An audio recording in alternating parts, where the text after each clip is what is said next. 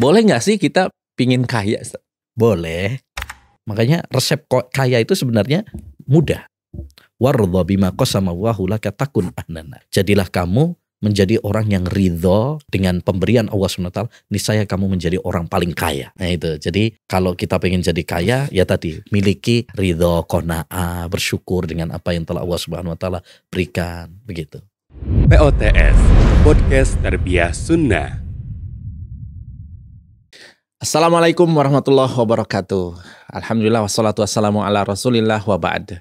Bertemu kembali dalam POTS Podcast Tarbiyah Sunnah bersama Ana Cepi Abu Hasna dan kembali dengan narasumber kita Ustadz Yusuf Abu Ubaidah. Assalamualaikum. Waalaikumsalam warahmatullahi wabarakatuh. Gimana kabarnya Ustadz? Alhamdulillah. Aduh, kita sambil ngopi nyantai Ustadz. Siap. Nah, ngomong-ngomong tentang pingin kaya, pasang foto aja. Bahkan lagi rame nih Ustadz ya. Tapi sebelum itu nanya pertama nih Ustadz, boleh nggak sih kita pingin kaya Ustadz? Boleh. Boleh ya? Udah cocok dulu jadi ya? Orang Sunda. Udah kayak orang Sunda nih, udah lama ya. Boleh ya pingin kaya ya? Ya, kalau dari sisi hukum ya boleh-boleh saja. Karena kaya atau miskin itu pada dasarnya tidak tercela secara zatnya. Banyak orang kaya tapi dia bersyukur kepada Allah SWT, menggunakan kekayaannya dalam kebaikan, dia bertakwa kepada Allah SWT, gak tercela. Nabi Daud, Nabi Sulaiman, kasih kekayaan. Ya. Para sahabat Nabi SAW, ada semisal seperti Abu Bakar As-Siddiq, ada Utsman bin Affan, ada Abdurrahman bin Auf, orang-orang kaya. Karena memang harus diakui bahwa kekayaan itu memang dibutuhkan untuk menunjang ibadah kepada Allah, menunjang dakwah. Dulu Nabi SAW yang menunjang dakwah beliau, Khadijah, istri beliau, kaya. Iya. Jadi butuh juga kita donatur kaya juga butuh gitu kan. Tapi miskin juga bukan sesuatu yang tercela juga. Banyak para sahabat-sahabat yang miskin juga, ya seperti Bilal misalkan, kemudian Khabbab ibn al-Arad dan yang lainnya. Tapi mereka dimuliakan oleh Allah Subhanahu wa Ta'ala. Artinya miskin atau kaya itu bukan suatu ukuran untuk tercelanya seseorang atau mulianya seseorang. Yang paling penting adalah bagaimana ketakwaan kita kepada Allah Subhanahu wa Ta'ala. Kalau Anda kaya kemudian bersyukur kepada Allah, menggunakan kekayaan di jalan Allah Subhanahu wa Ta'ala, Anda mulia. Mantap. Nah, kalau Anda miskin ya tetapi sabar, kemudian banyak mengisi hari-harinya dengan ibadah kepada Allah SWT, itu juga mulia. Bahkan dulu ada hadis dari Nabi SAW. Nabi menceritakan bahwa ada orang yang punya cita-cita. Lau anna li malan, ya, andaikan saya itu punya uang, harta, lalu saya bisa bersedekah seperti fulan, orang kaya tersebut. Kata Nabi apa? Huma fil ajri sawa. Orang tersebut ya sama-sama mendapatkan pahala. Ada orang kaya, dia bersedekah dengan hartanya, dan ada orang yang bercita-cita. Baru cita-cita.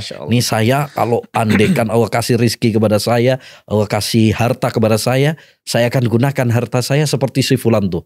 Saya pengen banget kayak dia. Misalkan nih ada orang kaya, donatur, masya Allah, dia menyumbangkan hartanya untuk bangun masjid, untuk pondok, untuk kadang-kadang kita iri gitu kepada mereka. Terus kita, masya Allah, kalau andaikan saya nih iri dengan kebaikan, kebaikan seperti itu dengan tujuan untuk kita bisa meniru dia, nah itu dapat pahala dengan cita-cita kita seperti dia saja. Jadi nggak ada masalah orang misalkan pengen kaya, pengen berharta, yang paling penting adalah gunakan harta titipan Allah SWT tersebut di jalan Allah Subhanahu wa Ta'ala. Baik. Gitu. Nah, ini kemarin tuh sempet rame ya Ustadz ya, lewat gitu, bergentayangan lah istilahnya ya di media sosial gitu. Orang-orang yang memasang foto salah satu habib, salah satu tokoh ya. Dan memang keinginannya, memang di capture-nya itu keinginan pingin kaya. Nah, dan banyak sekali yang masang, baik itu di platform Facebook, WhatsApp gitu ya, atau Instagram, bermacam-macam. Ini kan berarti banyak orang yang berkeyakinan kalau masang foto ini itu akan dia pingin kaya gitu. Ini keyakinan seperti ini gimana, Ustaz? Benar nggak nih? Ada kayak gitu ya? Ada nih, rame bahkan. Jadinya kita juga jadi tahu, bahkan di teman-teman juga ini masang foto ini siapa gitu. Ternyata dengan maksud keinginan ingin kaya. Ini boleh nggak, Ustaz? Atau gimana nih keyakinan seperti ini? Ya pertama ya itulah kita ini guncangan-guncangan terhadap akidah kita itu silih berganti gitu ya. Ya dulu kita ingat pernah viral batu ajaib Ponari di Jombang, celup, ya kan, sampai orang datang berbondong-bondong dari berbagai wilayah di Indonesia. Ganti lagi ada yang bisa menggandakan uang, rame tuh, rame. Pada dasarnya itu adalah dunia gitu loh, dunia, kemudian mungkin cari tenar dan sebagainya. Terlepas kita nggak membahas tentang orangnya ya, kita juga nggak terlalu kenal juga. Betul. Walaupun istilah kita kalau Habib itu kan keturunan Nabi ya, wallahu alam itu benar apa tidak gitu ya kan. Tapi yang jelas begini, bahwa pertama yang menjadi patokan di dalam agama Islam itu bukan nasab seseorang. Walaupun dia misalkan ngakunya keturunan Nabi, kalau memang misalkan apa yang disampaikan itu nggak sesuai dengan Al-Quran dan hadis, ya kita nggak boleh menerima. Ya, apalah artinya nasab kalau ternyata dakwah kemudian amaliyahnya nggak sesuai dengan Islam, nggak sesuai dengan Quran dan hadis. Nabi bersabda, "Wa man batta'a bihi amaluhu lam yusri bihi nasabu." Siapa yang terlambat amalnya, maka nasabnya tidak bisa mempercepat dia. Artinya nggak ada gunanya tuh nasab gitu loh. Yang kedua juga kita nggak tahu juga itu benar apa tidak ngaku sebagai Habib itu, karena wallahu alam ya, kita ini sekarang banyak orang ngaku-ngaku juga yang kita nggak jelas juga dia beneran enggak gitu. Bahkan pernah rame juga tuh ribut-ribut itu ya. Ribut-ribut tentang ini Habib asli atau Habib palsu gitu. Diselidiki oleh para Habib gitu kan. Makanya. Ya, tapi ya tadi yang patokan kita itu bukan nasab gitu. Ya, tapi amal kita. Kita betul. Walaupun misalkan nggak keturunan Nabi Muhammad SAW, tapi kita sesuai dengan Quran, sesuai dengan hadis, jauh lebih mulia daripada dia misalkan kerabat atau keturunan Nabi, tapi ternyata nggak beriman kepada Nabi atau amaliyahnya nggak sesuai dengan sunnah Nabi SAW, ya gitu. Ya ditambah lagi kalau misalkan dia cuma ngaku-ngaku saja, wah itu dosanya besar tuh. Al-mutasyabbi bima lam yu'ta kalabis saubi zur. Kata Nabi, orang yang ngaku-ngaku padahal aslinya nggak seperti itu, dia berarti pendusta, pembohong. Apalagi kalau ngaku keturunan Nabi padahal tidak, itu dosanya lebih besar gitu. Ya gitu. Tapi terlepas daripada itu ya, menyoroti atau mengkritisi dari yang viral ini, yaitu kalau pengen kaya pasang foto misalkan, pasang fotonya. Nah ini kan kita, kalau kita istilahnya ini masuknya pembahasan apa ini? Ya masuknya kalau kita petakan itu sejatinya masuk pada masalah yang dibahas oleh para ulama tentang masalah tabarruk. Tabarruk itu aslinya cari berkah, ngalap berkah istilahnya. Ngalap berkah itu di dalam Islam ada dua macam. Ada ngalap berkah yang disyariatkan. Ada ngalap berkah yang disyariatkan, yaitu kalau memang ada dalil yang menunjukkan bahwa itu mendatangkan keberkahan. Misalkan Al-Quran ada dalilnya bahwa itu mendatangkan keberkahan. Yang kedua, cara mendapatkan keberkahannya pun sesuai dengan yang diajarkan oleh Nabi. Misalkan Al-Quran membawa keberkahan, tapi cara yang dicontohkan oleh Nabi adalah dengan membacanya, mempelajarinya. Nah gitu. Jadi kalau kita mencari keberkahan lewat Al-Quran, dengan cara mempelajarinya, membacanya, merenunginya. Bukan dijadiin jimat. Bukan ditempel. Ditempel. Ya, begitu. Yang kedua adalah ngalap berkah yang terlarang. Ngalap berkah yang terlarang itu, satu, kalau tidak ada dalil yang menunjukkan bahwa benda itu bisa mendatangkan keberkahan. Kayak misalkan tadi ada orang ngalap berkah sama batu ajaib misalkan. Kan gak ada dalil bahwasanya batu itu bisa mendatangkan kekayaan, kesembuhan. Mana dalilnya? Kan gitu. Atau orang ngalah berkah pada kuburan. Sampai ada yang ngusap-ngusap, pencium, misalkan. Ya, ada yang ngalah berkah sama badannya kiai misalkan, atau sisa air minumnya. Nah ini kalau di sebagian kiai ya, ini kalau ada sisa ini dapat diambil ini. Oh langsung jadi rebutan tuh. Untung ini gak ada yang mau. Nah, kalau di tempat yang lain itu jadi rebutan tuh. Bahkan kadang sisa rokoknya itu jadi rebutan juga. Termasuk dalam masalah ini apa yang tadi antum tanyakan, masalah foto. Itu dengan anggapan bahwa kalau pasang foto bisa menjadi kita kaya. Dari mana? Dalilnya mana? Kita dalam beragama itu harus ada dalilnya. Sekarang mana dalil yang menunjukkan kalau masang foto Anda ini bisa membuat kaya? Itu dari mana? Itu datangkan dulu dalilnya. Ya.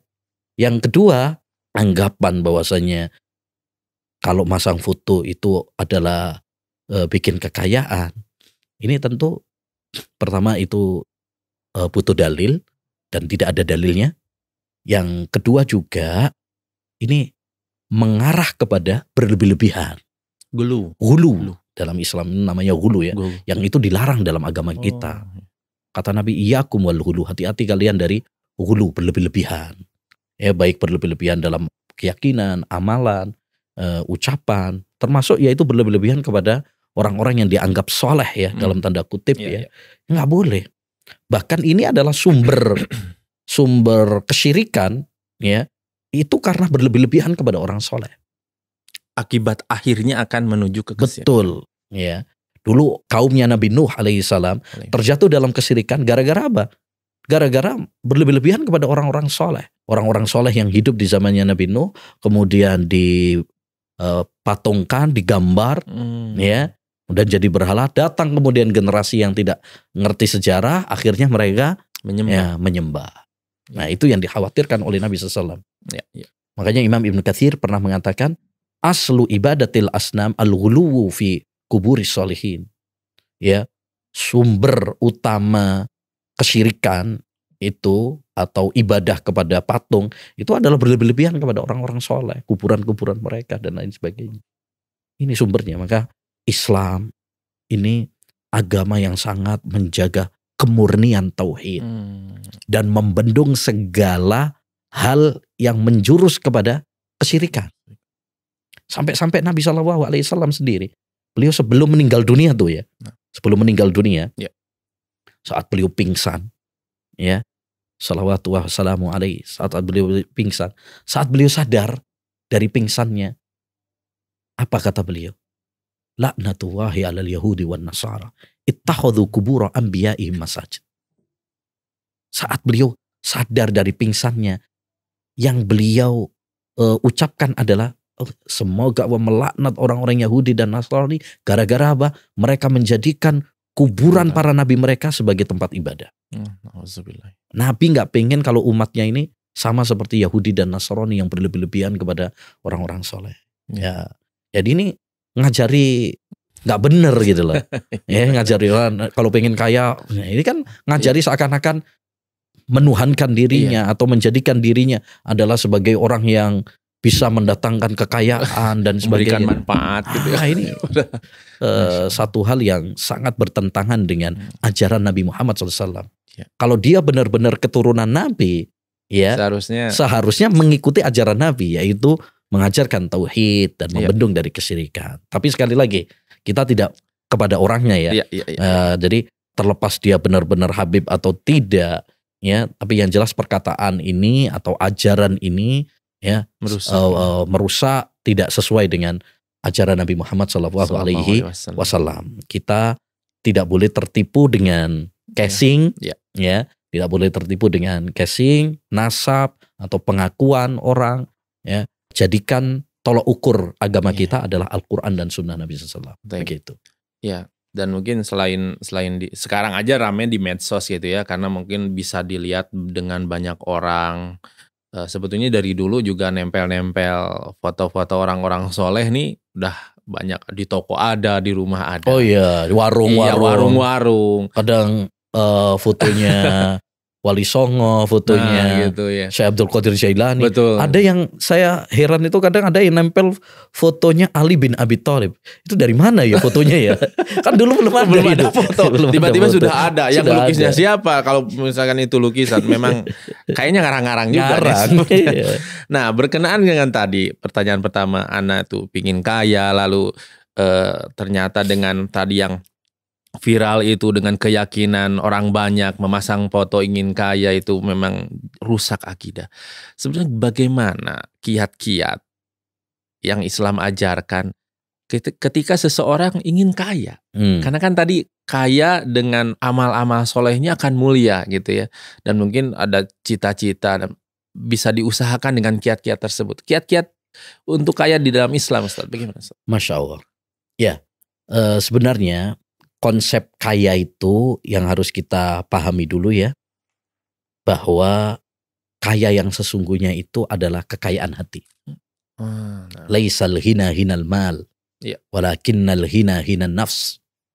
Ya, bukanlah kekayaan itu kekayaan harta, tapi kaya yang sesungguhnya itu adalah kekayaan hati. Artinya apa? Orang mungkin dia dari sisi harta nggak terlalu banyak. Tapi kalau dia itu punya jiwa yang qanaah, selalu bersyukur kepada Allah Subhanahu wa taala, ridha dengan rizki Allah Subhanahu wa taala, itu orang kaya, Mas. Orang kaya. Merasa cukup. Merasa cukup, betul. Tapi kalau dia gajinya tinggi, tapi dia tamak sama dunia, kurang terus. Korupsi lah. Makanya ya kan, orang sudah gajinya gede tapi korupsi terus. Kenapa? Karena dia tamak. Merasa kurang terus. Makanya resep kaya itu sebenarnya mudah. Wardha bima qasama Allahu laka takun ahnana. Jadilah kamu menjadi orang yang ridho dengan pemberian Allah SWT, niscaya kamu menjadi orang paling kaya. Nah itu. Jadi kalau kita pengen jadi kaya, ya tadi miliki ridho, qanaah, bersyukur dengan apa yang telah Allah SWT berikan, begitu. Sebenarnya kalau kiat-kiat untuk jadi kaya ya atau biar dapat rezeki ya banyak ya, atau yang disebut oleh para ulama dengan mafatihur rizq, kunci-kunci mendapatkan rezeki ya, itu sudah dibahas, bahkan sudah dibukukan oleh para ulama. Mungkin yang paling penting adalah satu, doa kepada Allah Subhanahu wa taala, banyak minta rezeki sama Allah Subhanahu wa taala. Karena yang punya rezeki kan Allah Subhanahu wa taala, ya kan? Ya. Jadi perbanyak doa. Di antara doa yang diajarkan oleh Allah Subhanahu wa taala, ya diajarkan oleh Nabi Muhammad SAW, Allahumma inni as'aluka ilman nafi'a wa rizqan thayyiba. Rizki yang thayyib atau rizki yang halal, doa. Kemudian yang kedua, memang di antara yang dianjurkan juga atau untuk biar kita kaya tadi, yaitu dengan banyak istighfar. Istighfar itu banyak mohon ampun kepada Allah SWT, itu ingat kunci dosa, beristighfar. Istighfar kepada Allah SWT. Fakultu astaghfiru rabbakum innahu kana ghaffara yursilis samaa alaikum midrara wa yumditkum bi amwali wa banin wa yaj'al lakum jannati wa yaj'al lakum anhara. Kata Nabi Nuh, aku katakan kepada kalian, yaitu kaumnya, minta ampunlah kalian kepada Allah Subhanahu wa taala, niscaya Allah akan turunkan hujan yang deras kepada kalian. Allah akan beri harta, anak, ya, istri, kemudian kebun, ya, panen gitu maksudnya, kepada kalian. Jadi kalau kita pengen rezeki, pengen kaya, banyak istighfar kepada Allah Subhanahu wa taala. Kemudian juga yang ketiga tentu kerja keras ya. Kerja, jangan diam aja. Jangan di rumah aja, jangan males-malesan, harus kerja. Nabi SAW mengatakan, Allahumma barik li ummati fi bukuriha, ya Allah berkailah umatku di waktu paginya. Jadi kalau kerja pagi-pagi sudah kerja, ya cari rezeki, ya itu akan diberkahi oleh Allah Subhanahu wa taala. Ya harus kerja keras. Karena Islam itu nggak pengen umatnya ini malas-malesan. Islam pengen umatnya ini kerja keras. Kerja keras. Ya. Makanya Nabi pernah mengatakan ya, seorang di antara kalian, dia cari kayu bakar, kemudian dia pikul di pundaknya, lalu dia pergi ke pasar, dia jual, itu jauh lebih baik di sisi Allah SWT daripada dia minta-minta ngemis sama orang. Ya. Jadi Artinya apa? Islam itu menganjurkan kita untuk kerja keras, kerja cerdas juga, ya kan? Ya, bukan menjadi pengemis, minta-minta. Nah, apalagi ya ngajarin instan itu ke dukun misalnya, judi online. Nah, itu kan ngajarin bukan kerja keras itu, kerja malas itu. Kerja malas. Di antara kiat juga tentu adalah kita beribadah kepada Allah. Kalau kita ini beribadah kepada Allah SWT, ya, sholat, kemudian baca Quran, dilancarkan rezekinya oleh Allah Subhanahu wa taala. Ya. Makanya kata Allah SWT, wa'mur ahlaka bis-shalah wastabir 'alaiha. Ya, la nas'aluka rizqa. Kata Allah Subhanahu wa taala, perintahkanlah keluargamu sholat dan sabarlah. Ya. Kami tidak memintamu rizki. Itu kata para ulama, maksudnya apa? Sholat sama rizki itu artinya sholat itu salah satu kunci untuk membuka rizki. Nah, maka jangan sampai kita kerja untuk dunia malah lupa sholatnya. Justru kalau kita sholat, insya Allah akan lapangkan rizki kita. Di antara juga yaitu kita nikah, punya anak, menafkahi mereka, itu salah satu kunci rizki juga. Salah satu kunci kekayaan juga. Berarti salah ya yang takut miskin kalau nggak mau nikah karena takut miskin ya. Padahal itu membuka. Enggak. Kata Allah SWT, wa ankihul ayyama minkum wassolihina min ibadikum iyakunu fuqara yughnihim wa min fadli. Ya, nikahkan tuh jombloan-jomblowati yang belum nikah. Ya. Kalau mereka fakir, Allah akan memberikan kecukupan kepada mereka. Makanya kata Umar bin Khattab, ajibtu liman talabal hina walam yatazawwad. Saya heran, orang pengen kaya tapi dia nggak nikah. Dia pengen kaya tapi nggak nikah. Ya. Justru dengan nikah itu Allah akan kasih rezeki, Allah akan kasih kekayaan. Jarang jomblo kaya gitu nggak. Ya, rata-rata setelah nikah baru kaya. Dan ini khusus nikah pertama Ustaz ya. Wah, nyerempet nih. Jurang nih. Nah, oke Ustaz, tadi doa kepada Allah, istighfar, lalu sholat dan nikah. Nah, banyak lagi lah. Dan banyak yang lagi istilahnya kunci-kunci rezeki, kunci-kunci kita mencari kekayaan. Tapi yang ada dalilnya dalam Al-Quran dan Sunnah, bukan dengan tadi pasang foto, pasang jimat lah, atau ajaran-ajaran atau ritual-ritual yang tidak dibenarkan. Ada orang misalkan ke dukun atau pesugihan dan sebagainya, itu nggak benar. Kalau kita memang pengen cari rezeki, cari kekayaan, tempuhlah dengan cara yang benar. Gitu. Terakhir Ustaz, nasihat buat kita semua dengan fenomena sekarang itu yang gampang viral, bisa jadi ikut-ikutan, bisa jadi mungkin coba-coba. Nasihatnya menghadapi fenomena seperti ini. Tidak hanya foto saja, banyak foto yang mungkin ya pasang foto ini bisa kaya atau amalan atau apa-apa. Nah, nasihat buat kami untuk menjaga tadi akidah dan keimanan kita kepada Allah. Seperti apa? Ada juga tuh, saya masih ingat, ada juga kalau pengen kaya sholawatin aja. Sambil pegang.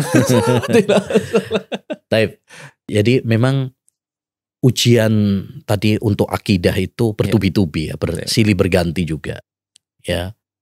Tapi sebenarnya kalau kita perhatikan intinya itu adalah sama, yaitu syubhat. Kerancuan-kerancuan yang bisa merusak akidah kita, merusak tauhid kita. Dan itu bertubi-tubi dan silih berganti modelnya. Oleh karenanya, mungkin nasihat saya menghadapi hal-hal seperti ini, dua ya, paling penting. Pertama adalah apa? Kita harus semangat belajar ilmu agama. Berilmu. Pelajari Quran, pelajari hadis, pelajari tauhid yang benar, akidah yang benar. Kenapa? Karena ilmu inilah yang bisa menjadi lentera bagi kita, menjadi filter bagi kita, sehingga kita bisa membedakan mana yang benar, mana yang salah. Kita kalau punya ilmu, ketika ada syubhat seperti tadi misalkan, ini nggak benar nih, kan gitu, bisa membedakan. Ada dulu batu ajaib, dulu ada misalkan prediksi kiamat 2012 misalkan. Ada yang bisa gandakan uang, ada yang ngaku nabi, ada lagi yang boneka arwah. Boneka arwah. Nah, itu kan silih berganti terus. Iya, terus. Nah, Ada kalau aja kita punya ilmu, nah kita punya tameng. Iya. Sehingga syubhat-syubhat tersebut enggak nembus dalam hati kita. Karena hati itu lemah. Al-qulubu dha'ifa wasyubahu khattafa. Hati itu lemah, sedangkan syubhat kencang menerpa. Yang kedua, banyak doa kepada Allah SWT. Supaya Allah menjaga tauhid kita, menjaga akidah kita. Karena Allah yang membolak-balik. Ya. Betapa banyak orang yang walaupun mungkin katanya pinter lah, mungkin lulusan S1, S2, S3, S-teler. Tapi ketika dihadapkan seperti ini, ya mungkin dia kena juga. Bahkan dulu yang percaya sama penggandaan uang itu profesor doktor. Orang-orang yang pendidikan gitu ya. Yang katanya sudah pendidikannya tinggi. Iya. Tapi ternyata dalam masalah agama nol, ya. Lebih pinteran anak PAUD malah.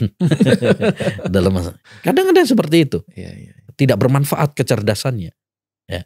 Oleh karenanya dua hal ini harus sering kita lakukan, yaitu kita semangat belajar ilmu agama, terutama masalah tauhid, masalah akidah, karena kita sekarang hidup di zaman fitnah, bertubi-tubi, syubhat, syahwat. Kemudian yang kedua, jangan lupa banyak doa kepada Allah SWT, terutama di waktu-waktu yang mustajab, ya. Banyak doa supaya kita diberi keistiqomahan, ya, sampai akhir hayat kita. Amin. Nah, itu dua itu yang inti ya, untuk selalu kita ulang-ulang. Syukuran Ustaz atas obrolan kita. Siap. Tentang fenomena-fenomena ini. Masya. Dan mudah-mudahan Allah Subhanahu wa taala melindungi kita semua sampai Amin. akhir hayat kita. Tapi para pemirsa atau penonton semuanya, demikian. Semoga bermanfaat. Kuncinya berilmu sebelum beramal tentunya, dan tadi selalu dibungkus dengan doa kita kepada Allah Subhanahu wa taala. Semoga Allah Subhanahu wa taala menjaga kita dari subhat-subhat yang terus menerpa kita, dan semoga Allah menetapkan kita dalam keimanan dan sunnah Nabi sallallahu alaihi wasallam tentunya. Barakallahu fikum. Assalamualaikum warahmatullahi wabarakatuh. POTS Podcast Tarbiyah Sunnah.